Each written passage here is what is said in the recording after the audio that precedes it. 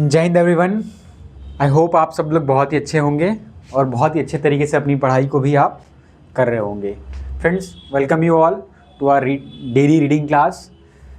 आज के द हिंदू के आर्टिकल में आप सभी का स्वागत है और चलिए देखते हैं आज के आर्टिकल में हमारे पास पढ़ने के लिए क्या है। But as always before going ahead और moving forward, I would like to share a few things regarding this class that आप किस तरीके से इस क्लास का मैक्सिमम बेनिफिट ले सकते हैं। फ्रेंड्स, आप सब लोग में से बहुत से लोग ऐसे होंगे जो किसी न किसी गवर्नमेंट एग्ज़ाम की प्रिपरेशन कर रहे होंगे, जहाँ पे आपको इंग्लिश के कुछ क्वेश्चंस फेस करने होते हैं, चाहे वो कैबलरी रिलेटेड हो या फिर रीडिंग बेस्ड हो, ग्रामर बेस्ड हो, है ना। तो अगर उस चीज़ को अगर आप अच्छे तरीके से टैकल करना चाहते हैं तो English reading becomes the most important thing that you can do to gain a good marks in your exam. ठीक है, तो उस पर्सपेक्टिव से ये क्लास बहुत इंपॉर्टेंट हो जाती है। वो कैसे हो जाती है? तो इस क्लास में हम क्या करते हैं, हम द हिंदू से एक आर्टिकल को पिक करते हैं और अपनी रीडिंग को हम किस तरीके से, इंग्लिश की जो अंडरस्टैंडिंग है, कॉम्प्रिहेंड करने की जो हमारी एबिलिटी है, उसको किस तरीके से बेसिक से लेकर के उसको एडवांस लेवल पे लेकर के जा सकते हैं, उस चीज़ को हम इस क्लास में सीखते हैं। साथ ही साथ आप लोगों में से बहुत से लोग जो इस वीडियो को देख रहे होंगे वो इस पर्पज से भी देख रहे होंगे because they want to make themselves aware about the things which are going around the country और all over the world.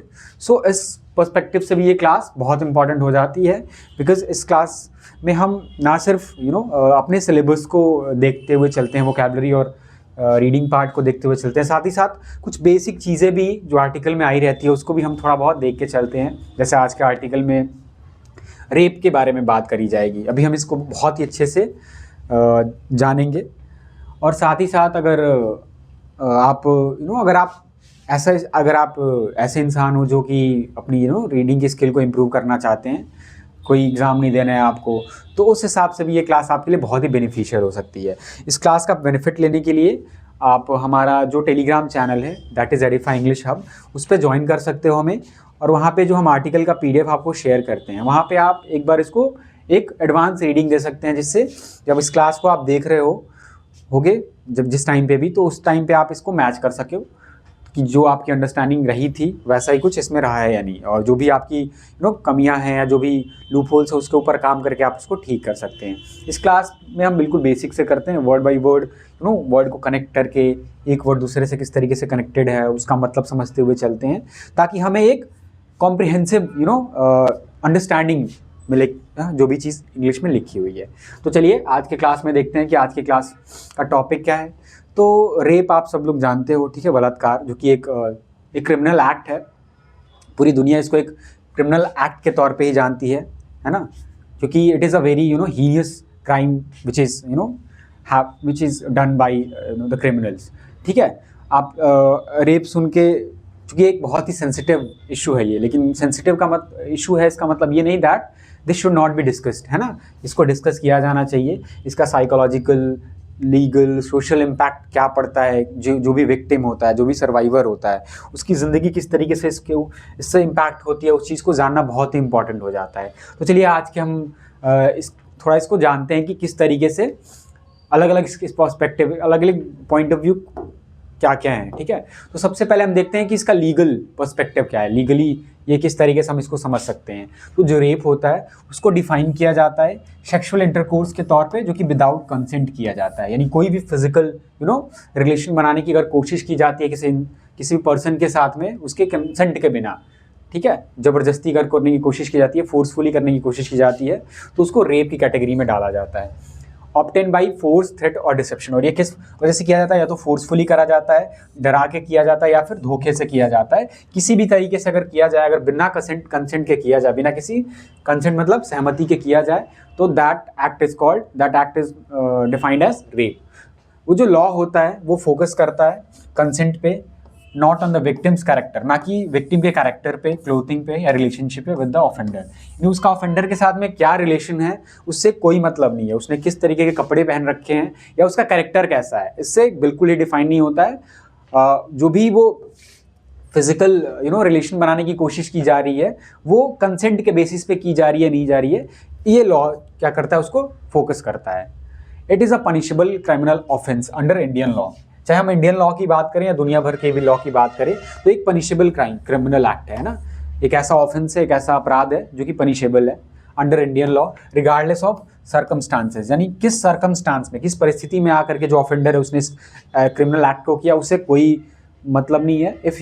If someone has done such kind of criminal act, तो that he or she is going to punished. Okay, इसका social perspective क्या है, थोड़ा सा इसको भी हम देखते हैं। It is not just a personal crime, ये कोई एक पर्सनल क्राइम ही नहीं होता है, but a social issue reflecting power imbalance and gender equality. Friends, rape के केसेस सोसाइटी के अंदर रहने वाले लोग ही निकल करके रेप के केसेस को अंजाम देते हैं। तो ये इसमें यहाँ सिर्फ एक पर्सनल क्राइम तक ही लिमिटेड नहीं है, ये व्यक्तिगत क्राइम ही नहीं है, बल्कि एक सोशल इशू है जो किस चीज़ को दिखाता है, पावर इम्बैलेंस को दिखाता है। एक जो कम्युनिटी है वो दूसरे कम्युनिटी को समझती है कि हाँ उसके ऊपर वो फोर्सफुली कोई भी अपनी बात को मनवा सकता है, कुछ भी उसके साथ कर सकता है, और साथ ही साथ जेंडर इक्वालिटी को भी ये क्या करता है, रिफ्लेक्ट करता है, जो सोसाइटी के अंदर एग्जिस्ट करता है। हमारी जो सोसाइटी है वो मेल डोमिनेंट रही है, और अभी भी चीज़ें धीरे धीरे चेंज हो रही हैं। अभी तो बहुत ही अच्छी कंडीशन हो चुकी है पहले के कंपैरिजन में अगर हम बात करें, हालांकि अभी भी इम्प्रूवमेंट की बहुत ज़रूरत है, पर फिर भी अभी भी बहुत तबका ऐसा है जो अपने आप को बहुत ज़्यादा सुपीरियर कंसिडर करते हैं। एक जो जेंडर है वो अपने आप को दूसरे जेंडर से समझते हैं। तो उस चीज़ को भी ये क्या करता है, सोसाइटी में भी ये परसिस्ट करता है, इस चीज़ को भी ये क्या करता है, हाईलाइट करता है या दिखाता है। Society often adds to trauma, जो सोसाइटी होती है, जो समाज होता है, अक्सर ये जोड़ देती है किस चीज़ को, ट्रॉमा को। ट्रॉमा का मतलब क्या होता है, जो साइकोलॉजिकल एक इंजरी होती है किसी इंसान पर्सन के माइंड के ऊपर, उसको भी ऐड कर देता है अक्सर स्टिग्मा के थ्रू। स्टिग्मा मतलब कलंक लगा देता है कि हाँ अगर किसी के साथ ये क्रिमिनल एक्ट हुआ है तो उसको एक स्टिग्मा या डिसग्रेस के तौर पे देखा जाना शुरू करने लगता है पूरा का पूरा सोसाइटी, ब्लेम मानने लगता है। साथ ही साथ जो सर्वाइवर होता है वो भी आइसोलेट हो जाता है काफ़ी ज़्यादा, है ना। The focus should shift from questioning the victim to demanding accountability from the offender. जो फोकस है हमारा वो किस चीज़ के ऊपर होना चाहिए, शिफ्ट होना चाहिए कहाँ से, अभी जो विक्टिम्स से क्वेश्चंस किए जाते हैं कि हाँ आप बाहर क्यों निकले, इस टाइम पे क्यों निकले, आपने इस तरीके के कपड़े क्यों पहने, है ना, आप वहाँ पे क्यों गए, इस तरीके के क्वेश्चन से शिफ्ट होकर कहाँ पहुँचना चाहिए, अकाउंटेबिलिटी तक पहुँचना चाहिए, जवाबदेही तक पहुँचना चाहिए जो ऑफेंडर से किया जाना चाहिए। यानी ऑफेंडर की मानसिकता क्या थी, उसने ऐसा क्यों किया, है ना। तो ये फोकस हमारा होना चाहिए। साइकोलॉजिकली किस तरीके से इम्पैक्ट करता है जो भी सर्वाइवर होता है, तो सर्वाइवर होता है वो फेस कर सकता है लॉन्ग टर्म ट्रॉमा को, है ना। ज़्यादातर जो केसेस में हम देखते हैं कि जो सर्वाइवर होता है जिसके साथ एक क्रिमिनल एक्ट हुआ रहता है उस पर्सन को लंबे टाइम तक वो ट्रॉमा कई लोग के साथ तो पूरी ज़िंदगी भर थ्रू आउट द लाइफ ये चीज़ें चलती रहती हैं, है ना। वो कभी इस चीज़ से निकल करके बाहर ही नहीं आ पाते, जिसमें शामिल होता है डिप्रेशन, है ना। डिप्रेशन समझते हो आप, एंग्जाइटी एंड ट्रस्ट इशूज़, और उसको ट्रस्ट इशूज़ भी काफ़ी ज़्यादा हो जाते हैं। It often shatter a person sense of safety, ये हिला करके रख देता है, एकदम जड़े भी हिला देता है कि एक पर्सन के सेंस को जो कि सेफ्टी का, यानी वो जिस सोसाइटी में रह रहा है, जिस प्लेस पे रहा है वो सेफ है या नहीं, है ना। इस चीज़ को भी वो फाउंडेशन को भी हिला देता है। कॉन्फिडेंस और आइडेंटिटी, इस चीज़ को भी ये काफ़ी ज़्यादा नुकसान पहुंचाता है। रिकवरी रिक्वायर्स थेरेपी, रिकवरी के लिए क्या चीज़ें ज़रूरी हो जाती है, तो थेरेपी की आवश्यकता पड़ती है। इमोशनल सपोर्ट काफ़ी ज़्यादा इंपॉर्टेंट हो जाता है यहाँ पर। साथ ही साथ जो सोसाइटी की तरफ से एक सेंसिटिविटी आती है ना कि हाँ जो सर्वाइवर है ही or she should be treated with sensitivity, तो ये चीज़ें सोसाइटी की तरफ से होनी चाहिए। तो ये साइकोलॉजिकल एक क्या होता है पर्सपेक्टिव है ये। अगर हम उसके ओवरऑल इम्पैक्ट की बात करें तो जो रेप क्या कर देता है, डैमेज कर देता है ना केवल बॉडी को, इससे बॉडी को तो नुकसान पहुंचती ही पहुंचती है एक तरीके से, बल्कि किसी इंसान के माइंड और सोल तक को ये क्या करती है, हिला करके रख देती है, उसको भी डैमेज कर देती है। हीलिंग तो पॉसिबल है only when justice, empathy and understanding replace silence and judgement.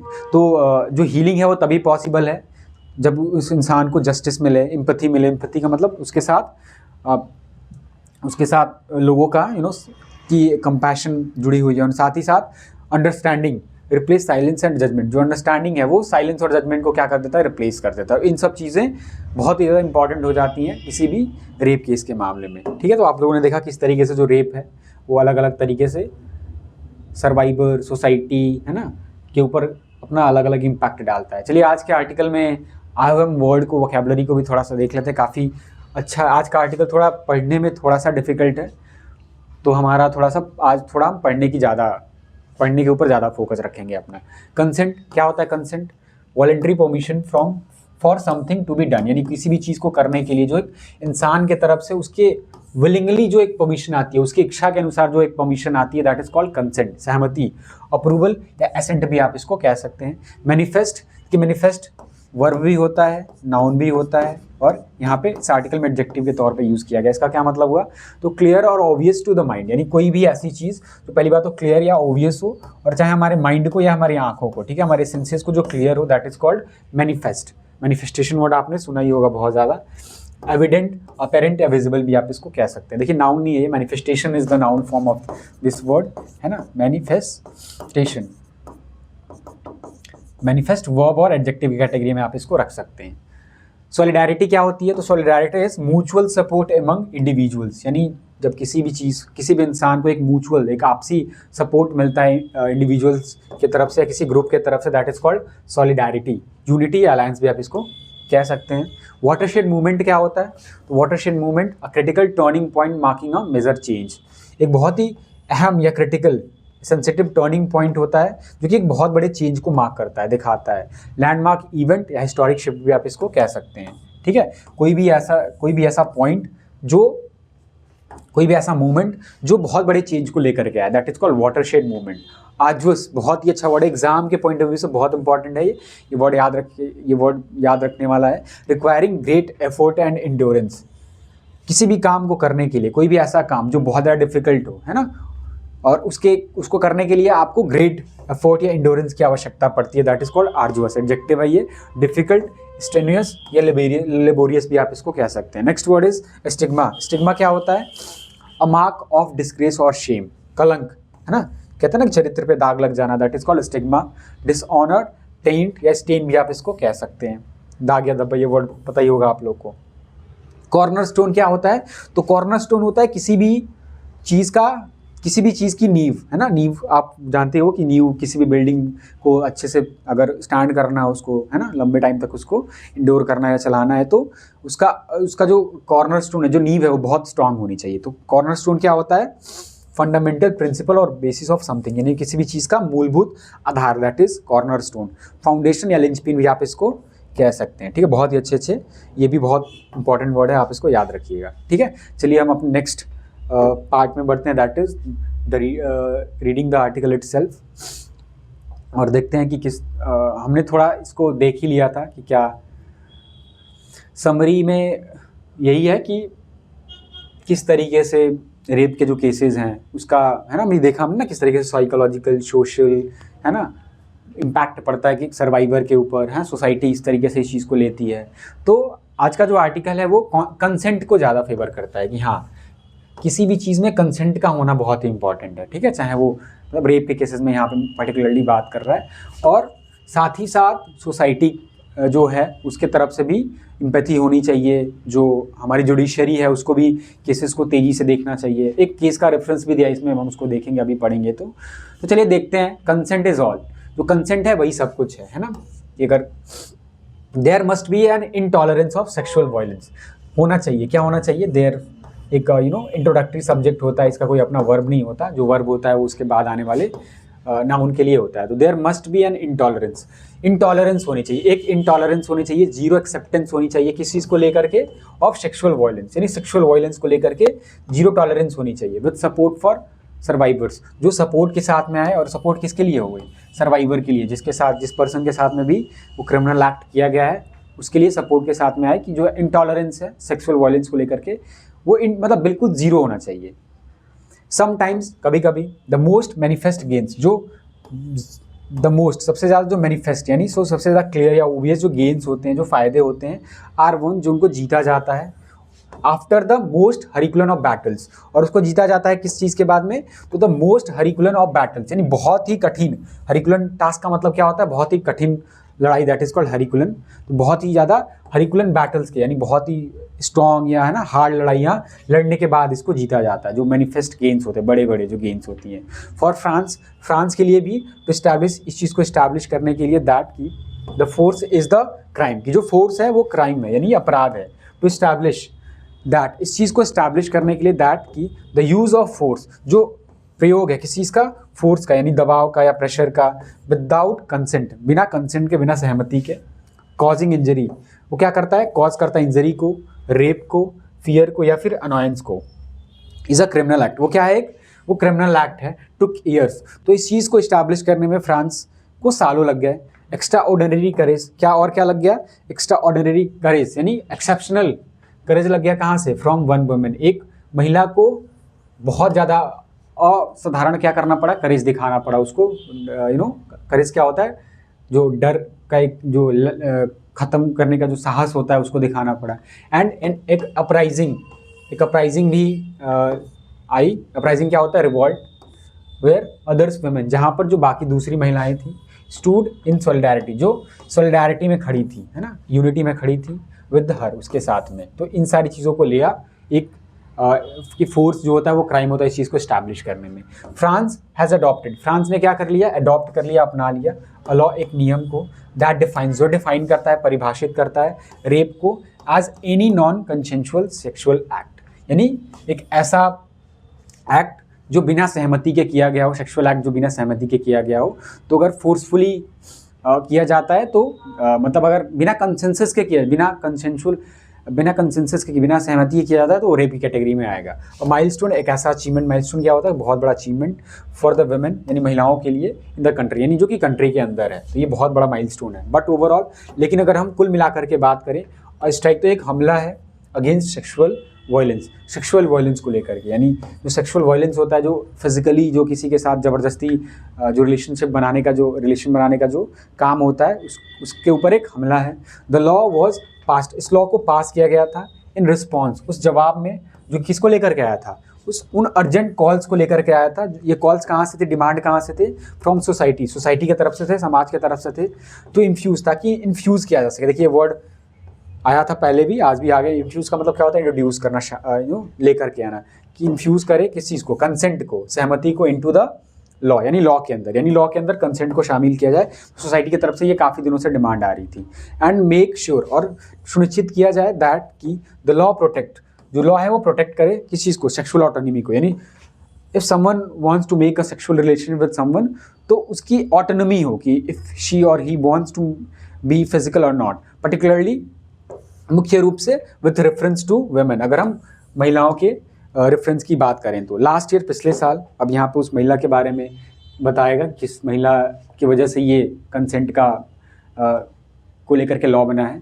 पिछले साल गिस्ले पेलिकॉट फॉट, पिछले साल जो ये लेडी थी, उन्होंने लड़ा हर टफेस्ट बैटल, यानी उनके सबसे मुश्किल किस चीज़ को, बैटल को, यानी लड़ाई को, व्हेन, जब शी टुक द स्टैंड, जब उन्होंने अपने स्टैंड को लिया इन कोर्ट, यानी कोर्ट के अंदर जब वो पहुंची, इन अ केस, एक ऐसे केस में, अक्यूजिंग, जो कि आरोप लगा रहा था हर हस्बैंड, उनके हस्बैंड के ऊपर, ऑफ ड्रगिंग, यानी उनको ड्रग देने के लिए, उनको नशीली पदार्थों का सेवन कराने के लिए, एंड अलाउिंग हर, और अलाउ करते हुए उनको, टू बी रेप्ड, कि उनका रेप किया जाए, उनके साथ बलात्कार किया जाए, बाई सेवरल मैन, यानी कई सारे मैन के द्वारा, सम कंप्लीट स्ट्रेंजर, कुछ तो ऐसे थे जो बहुत ही ज़्यादा अनजान थे। ठीक है, तो ये केस उसके बाद ही आया, कंसेंट वाला जो ये लॉ बना है फ्रांस के अंदर, वो इसके बाद ही आया।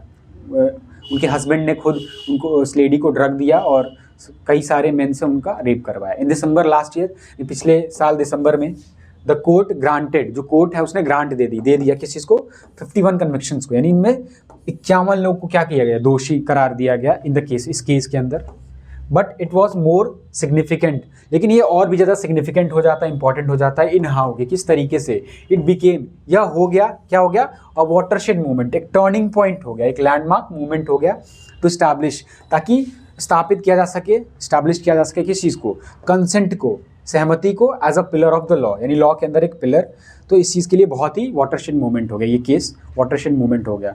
It has been well establish, इस चीज़ को बहुत ही अच्छे तरीके से इस्टेब्लिश किया गया है, दैट कि सर्वाइवर्स ऑफ सेक्सुअल वायलेंस के जो सर्वाइवर्स होते हैं, जिनके साथ ये क्रिमिनल एक्ट किया जाता है, हैव एन ऑर्जुअस जर्नी, उनका होता है, क्या होता है, एक बहुत ही मुश्किल जर्नी होती है, ब्रिंगिंग देयर केस, क्यों लेकर के आए किस चीज़ को, उनके केस को, to a court of law, यानी लॉ के कोर्ट के अंदर, जो बहुत ही मुश्किल होता है। एंड मेनी वुमेन, और कई सारी जो महिलाएं होती हैं, from disadvantaged social and economic backgrounds, जो सोशली और इकोनॉमिकली बैकग्राउंड से जो आती हैं, जो कि डिसएडवांटेज बैकग्राउंड से जो आती हैं, इंडीड डू नॉट हैव, वास्तव में वो नहीं कर, उनके पास नहीं होता है दैट प्रिविलेज, वो प्रिविलेज नहीं होता है। मतलब इन महिला का तो फिर भी ठीक था, बट उनको भी बहुत फाइट करना पड़ता है। लेकिन साथ ही साथ जो ऐसी महिलाएं हैं जो काफ़ी डिसएडवांटेज्ड सोशल और इकोनॉमिक बैकग्राउंड से आते हैं, उनके लिए तो ये केस कर पाना भी बहुत मुश्किल होता है।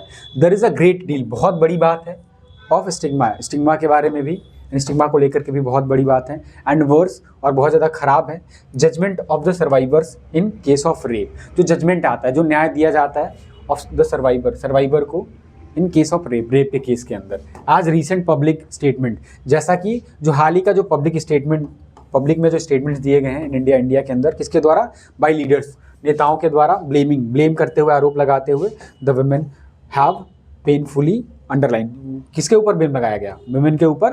तो इन स्टेटमेंट ने भी क्या किया है, बहुत ही दर्दनाक तरीके से अंडरलाइन किया, इस चीज़ को हाईलाइट किया अगेन एंड अगेन। यानी इंडिया के अंदर ये बात करें, कुछ लीडर्स ऐसे हैं जो महिलाओं को ही ब्लेम करते हैं, that they should not go outside in night, है ना, they should not wear this clothing, this that clothing. तो इस चीज़ को ये हाईलाइट करता है कि जजमेंट जो सर्वाइवर को रेप के केसेस में मिलना होता है वो बहुत बड़ी बात होती है ना, सोसाइटी की तरफ से जो स्टिग्मा फेस करना होता है वो तो पड़ता ही है। इवन व्हेन, यहाँ तक कि तब जब केस ऑफ रेप, जब एक केस जो कि रेप का होता है वो इंटर करता है, पहुँचता है कहाँ पे, ट्रायल स्टेज में, जब उसके ऊपर ट्रायल शुरू किया जाता है, सुनवाई शुरू की जाती है, the chances of securing a conviction, जो मौके होते हैं किसी चीज़ को, ये कन्विक्शन को साबित कर दिया जाए, सिक्योर कर लिया जाए, आर नॉट इनकरेजिंग, ये भी इनकरेजिंग नहीं है। यानी अगर वो केस कोर्ट में पहुंच भी गया, ट्रायल चल भी रहा है, तो उसके बाद वो कन्विक्ट हो जाए, उसके अंदर जो भी आरोपी है, जो भी अक्यूज है, जो भी ऑफेंडर है, उसके दोष की सिद्धि हो जाए, तो ये भी बहुत मुश्किल होता है। According to the NCRB's data, अगर हम NCRB के डाटा के अकॉर्डिंग देखें, NCRB is national crime record bureau, India के अंदर ये एक्सीडेंट से लेकर के रेप, क्रिमिनल एक्ट्स, इन सब को लेकर के डेटा रिलीज़ करते हैं। ये कन्विक्शन रेट, यानी जो दोष सिद्धि की जो रेट है, दर है फॉर रेप को लेकर के, और बिटवीन 27 to 28%, वो कितनी थी, 27 से 28% के बीच में थी, फ्रॉम 2018 to 2020, यानी 4 सालों के अंदर देखा गया कि अगर 100 केसेस को, रेप केसेस को फाइल किया जाता है, तो उनमें से 27 से 28 केसेस ऐसे हैं जहाँ पे जो ऑफेंडर है उसकी दोष की सिद्धि होती है, उसको पनिशमेंट किया जाता है, बाकी सब छूट जाते हैं। And this despite the fact, और ये जो चीज़ होती है बावजूद उस फैक्ट के, दैट की सेक्शन 129, यानी जो सेक्शन 129 है, धारा जो 129 है किसकी, भारतीय न्याय संहिता की, रिकॉग्नाइज करता है क्रिमिनल फोर्स को। यानी बावजूद क्रिमिनल फोर्स के, कि अगर आपने फोर्सफुली कोशिश करी किसी के साथ फिजिकल रिलेशनशिप बनाने की, तो एक क्रिमिनल एक्ट है, तो बावजूद इसके भी ये केसेस का जो कन्विक्शन रेट है बहुत ज़्यादा कम है, 27 to 28% है। टू इस्टैब्लिश करने के लिए, स्थापित करने के लिए सेक्सुअल ऑटोनॉमी को, सेक्सुअल रिलेटेड जो ऑटोनॉमी होती है, फ्रीडम होती है, उसको एज द कॉर्नर स्टोन, ये क्या है, एक कॉर्नर स्टोन है, जो ऑटोनॉमी है सेक्सुअल रिलेटेड, वो कॉर्नर स्टोन है, मेन अहम हिस्सा है किस चीज़ का, ऑफ द जुडिशियल प्रोसेस का। वाइल अ फर्स्ट, यानी जुडिशरी ने बताया ना कि consent is very important, while a first step, जबकि एक पहला कदम है, इज स्कार्सली ऑल, तो ये काफ़ी नहीं होगा, इट इज़ नॉट एनफ, ठीक है। प्रिवेंटिंग सेक्सुअल वायलेंस, प्रिवेंट करने का जो काम है, रोकने का जो काम है किस चीज़ को, सेक्सुअल वायलेंस को, विल ऑल्सो इन्वॉल्व, वो इन्वॉल्व करेगा, शामिल करेगा, शेपिंग कम्युनिटी व्यूज़, कि शेप करे, यानी आकार दे किस चीज़ को, कम्युनिटी के व्यूज़ को, यानी लोग क्या सोचते हैं इन सब चीज़ों को लेकर के, तो उसको शेप दे, ये काफ़ी ज़रूरी हो जाता है। ऑन जेंडर रोल, यानी जेंडर के रोल को लेकर के, कि महिला को ये करना चाहिए, पुरुष को ये नहीं करना चाहिए, पुरुष को ये करना चाहिए, महिला को ये नहीं करना चाहिए, इस टाइम पे निकलना चाहिए, इस टाइम पे नहीं निकलना चाहिए, महिला ये नहीं कर सकती, ऐसे सारी चीज़ों की बात कर रहा है। तो उनका जो व्यू है, सोसाइटी का जो व्यू है, उसको शेप करना बहुत ज़रूरी है। डिसमेंटलिंग, और क्या इन्वॉल्व करता है, डिसमेंटल करना, खत्म कर देना किस चीज़ को, रिजिड, जो बहुत ही स्ट्रॉन्ग या रिजिड जो पेट्रियार्कल कोड्स हैं, नहीं, पेट्रियार्कल का मतलब मेल डोमिनेट जो सोसाइटी रही है, उन्होंने जो नॉर्म्स बना रखे हैं, प्रिंसिपल बना रखे हैं, तो उसको भी डिस्ट्रॉय करने की ज़रूरत है, with a measure of law, यानी नियम कानून के साथ में, बट ऑल्सो अवेयरनेस, साथ ही साथ awareness programmes that begin early, यानी अवेयरनेस प्रोग्राम भी चलाई जानी चाहिए, जो कि शुरुआत हो कब, चाइल्डहुड से, अर्ली का मतलब बचपन से ही लोगों को बताया जाए, बच्चों को बताया जाए कि हाँ these kind of things are criminal act, and orienting, और ओरिएंट किया जाए, यानी दिशा निर्देश दिया जाए, एक दिशा दी जाए द पुलिस फोर्स, यानी पुलिस फोर्स को भी टू दीज प्रिंसिपल, इन प्रिंसिपल को लेकर के उनको भी ये अच्छे तरीके से डायरेक्ट किया जाए। बिसाइड्स साथ ही साथ इसके अलावा भी funnelling resources into assisting survivor, funnel किया जाए यानी डायरेक्शन दिया जाए किस चीज़ को, रिसोर्सेज को, इनटू असिस्टिंग, ताकि हेल्प किया जा सके, असिस्ट किया जा सके सर्वाइवर्स को कोप विद द ट्रॉमा, ताकि वो क्या कर सकें, इस ट्रॉमा से फाइट कर सके। विद का मतलब क्या होता है, किसी चीज़ से टैकल करना, उसका सामना करना ब्रेवरी के साथ में, दैट इज कॉल्ड। तो जो भी रिसोर्सेज हैं उनको भी क्या किया जाए, डायरेक्ट किया जाए महिला जो सर्वाइवर है उनको लेकर के। द रोड अहेड, जो रास्ता है आगे का, इज लॉन्ग, वो काफ़ी लंबा है, एंड आर्जुअस, और काफ़ी मुश्किल भी है। आर्जुअस क्या होता है, most difficult task for the journey, क्योंकि जो जर्नी है ऑफ द सर्वाइवर, जो सर्वाइवर की जो जर्नी होती है, टू बी ईज्ड, ताकि उनको आसान किया जाए। Government should start with a complete intolerance, तो जो गवर्नमेंट है उसको स्टार्ट करना चाहिए, शुरू करना चाहिए विद अ कंप्लीट इंटॉलरेंस, पूर्ण इंटॉलरेंस के साथ में, फॉर सेक्सुअल वायलेंस को लेकर के, यानी सेक्सुअल वायलेंस को लेकर के जीरो एक्सेप्टेंस होना चाहिए। एंड अ कमिटमेंट, और एक कमिटमेंट होनी चाहिए, एक स्ट्रॉन्ग प्रॉमिस आनी चाहिए टू स्टैंड बाई, कि क्या हो सके, सपोर्ट कर सके इसको, सर्वाइवर को। एम्प्लॉइंग एम्पैथी, एम्प्लॉय करते हुए यानी डिप्लॉय करते हुए किस चीज़ को, एम्पैथी को, यानी उस ऐसी एबिलिटी को जहाँ पे आप किसी के पेन को अच्छे तरीके से समझ सकें। एम्प्लॉय करते हैं एम्पैथी को इन द इन्वेस्टिगेशन के अंदर, अगर आप इन्वेस्टिगेशन कर रहे हो तो वहाँ पे एम्पैथी का होना बहुत इंपॉर्टेंट है। एंड ट्रायल प्रोसेस, यानी इनमें एम्पैथी को भी ऐड किया जाए। टू डू एनी लेस, अगर इनमें से कुछ भी कम किया जाता है, अगर करने का जो काम है, वुड बी एन इनजस्टिस, तो क्या होगा, एक इनजस्टिस होगा, अन्याय होगा। दैट वुड इंटरप्ट, जो कि इंटरप्ट करेगा, गलत तरीके से क्या करेगा, रोक देगा। इंटरप्ट का मतलब क्या होता है, किसी चीज़ में रोड़ा पैदा करना, तो इंटरप्ट कर देगा किस चीज़ को, द मोमेंटम, इस मोमेंटम को, इस यात्रा को, इस फाइट को, जो कि है महिलाओं के अरब स्प्रिंग का।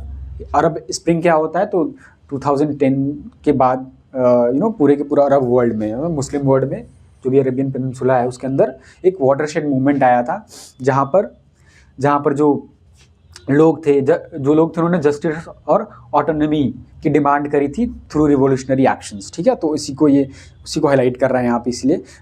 तो पेलिकोट हैड सेट इन मोशन, जिसको पेलिकोट ने क्या किया, सेट इन किया, यानी उसको लेकर के आई हैं, ठीक है, उसको गति में लेकर के आई हैं। तो इस चीज़ को ये इंटरप्ट कर देगा अगर इनमें से कोई भी चीज़ अगर आप करते हैं, ठीक है। तो आई होप ये पूरा का पूरा आर्टिकल आपको समझ में आ गया होगा, ठीक है। किस तरीके से आपने देखा कि एक केस को अच्छे तरीके से बताया गया और क्या चीज़ें हुई उसके अंदर, किस तरीके से फ्रांस की जो सरकार है उन्होंने इस चीज़ को अपने कानून के अंदर शामिल किया। और साथ ही साथ जुडिशरी ही नहीं है ना, बाकी जो कम्युनिटी है, पुलिस फोर्स है, हमारा जो एजुकेशन सिस्टम है, उन सब चीज़ों के अंदर भी इसको एम्पैथेटिक तरीके से मेंशन या शामिल किया जाना चाहिए, तभी जा कर के जो सर्वाइवर है उसके साथ जस्टिस आप कर पाएंगे। चलिए आज के क्वेश्चंस को देख लेते हैं। The mention of France legal reform, यानी जो मेंशन किया गया ना फ्रांस के अंदर जो लीगल रिफॉर्म किया गया, सुधार किया गया है, प्राइमरली सर्व टू, वो किस चीज़ को बताता है, contrast western and eastern legal attitude towards man, नहीं है ना, इसकी बात नहीं करी थी इस आर्टिकल में। इलस्ट्रेट यानी दिखाता है, हाउ, किस तरीके से जो सोसाइटल परसिस्टेंस है can translate into legal transformation. Society की तरफ से अगर कोई भी चीज़ प्रयास करी जाती है तो वो किस तरीके से लीगल ट्रांसफॉर्मेशन में आ सकता है। तो इस चीज़ को बिल्कुल इसी चीज़ के लिए हाईलाइट किया गया है। तो आपका ऑप्शन का आंसर क्या हो जाएगा, B option is the correct answer. What underlying assumption, कौन सा जो छुपा हुआ एजम्पशन है, does the article make about the fight against sexual violence, उसको जो फाइट है किस चीज़ को लेकर के, सेक्सुअल वायलेंस के खिलाफ, उस चीज़ को ये आर्टिकल बताता है। Does the article make law alone can not change mindset, जो लॉ है वो अकेले माइंडसेट को चेंज नहीं कर सकता। Cultural shift are equally vital, जो कल्चरल शिफ्ट है वो भी काफ़ी इंपॉर्टेंट है, बिल्कुल यही हमारा आंसर हो जाएगा। जो पैट्रियार्कल कोड्स हैं ना, माइंडसेट है, और जो सोसाइटी की माइंडसेट है, इसको स्टिग्मा समझने का जो काम है, इन सब चीज़ों को आपको ठीक करना पड़ेगा, तब जा करके जो सेक्सुअल वायलेंस के खिलाफ जो हमारी लड़ाई है उसको आप कंप्लीट कर पाएंगे। तो option A will be the correct answer. Third question is from the discussion on conviction rates in India, मतलब जो डिस्कशन किया गया था कन्विक्शन रेट को लेकर के इंडिया के अंदर, द ऑथर इम्प्लाइज, वो क्या कहना चाह रहा है, क्यों मेंशन किया था इस आर्टिकल में कन्विक्शन रेट का। Judicial process is biased but slowly improving, नहीं, ये हमारा आंसर नहीं होगा। Indian judiciary lacks any formal recognition of consent, इसकी कोई भी बात करी गई थी। Conviction are low mainly due to poor police training, ठीक है, ये भी आंसर नहीं होगा हमारा। सर्वाइवर फेस, जो सर्वाइवर है वो फेस करता है सिस्टमेटिक और कल्चरल ऑब्स्टेकल्स को that often outweigh legal provisions, बिल्कुल ये हमारा आंसर क्या हो जाएगा, डी ऑप्शन हो जाएगा। कई सारे लोग ऐसे हैं जो कि सोशली और इकोनॉमिकली डिसएडवांटेज्ड बैकग्राउंड से आते हैं तो वो तो अपने केस को फाइल ही नहीं कर पाते हैं, ठीक है। और कन्विक्शन रेट भी काफ़ी ज़्यादा कम है ना। उसमें एक लीडर्स के द्वारा किए गए रिमार्क्स का भी मेंशन किया गया था। तो आंसर हमारा क्या हो जाएगा, D will be the correct answer है, ठीक है।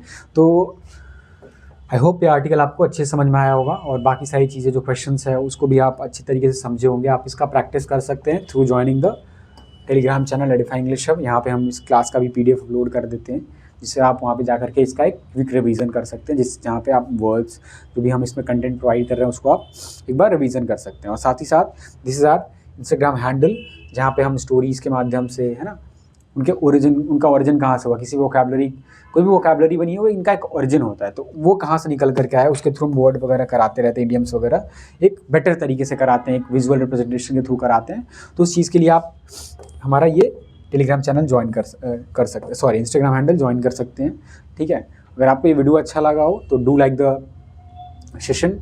आप अपने फ्रेंड के साथ जो भी कंपटीशन की तैयारी कर रहे हो, आपको लगता है कि हाँ these things are very helpful, जो मेरे दूसरे फ्रेंड्स को भी हेल्प कर सकता है, तो उनके साथ ज़रूर शेयर करिए। साथ ही साथ हमें कमेंट सेक्शन में ज़रूर बताया करिए, अपना फीडबैक ज़रूर दिया करिए, उससे हमें भी एक पॉजिटिव फीडबैक बहुत इंपॉर्टेंट रहता है किसी चीज़ को इम्प्रूव करने के लिए। तो बस आज के लिए इतना ही, मिलते हैं आपसे नेक्स्ट क्लास में, तब तक के लिए थैंक यू, जय हिंद।